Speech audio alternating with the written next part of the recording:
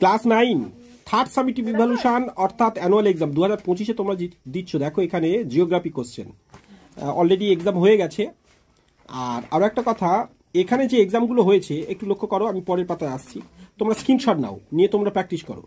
কিন্তু তার সাথে সাথে একটা কথা বলি, এইখানে যে প্রশ্নগুলো পড়েছে এগুলো কিন্তু অনেক কয়েকটা চ্যাপ্টার বাদ দিয়ে প্রশ্ন হয়েছে।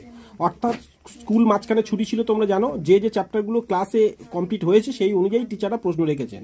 তাই তোমাদের কিন্তু এছাড়াও আরও অতিরিক্ত প্রশ্ন পড়বে, পশ্চিমবঙ্গ থেকে, বিশেষ করে মৌজা মানচিত্র থেকে অন্যান্য প্রশ্ন তোমাদের পড়বে। ফলে এই যে সেম কোশ্চেন্সগুলো যে হবে এরকম না, এছাড়াও তোমাদের প্রশ্ন প্যাটার্ন একটু সহজ হবে।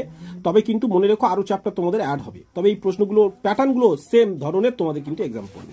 বিশেষ করে এই বড় কোশ্চেনগুলো যেগুলো আমরা যে সাজেশন দিয়েছিলাম এগুলো সব ইম্পর্টেন্ট, এগুলো সব পড়েছে, কমন পড়েছে, এগুলো সব কমন পড়েছে ওদের। মানে আমাদের যে সাজেস্টিভ পর্ব অলরেডি আমি আমার সেকেন্ড চ্যানেলে পুরো সাজেশন সহ সব ডিটেলস দিয়েছি, তোমরা সেকেন্ড চ্যানেলে পারলে দেখতে পারো।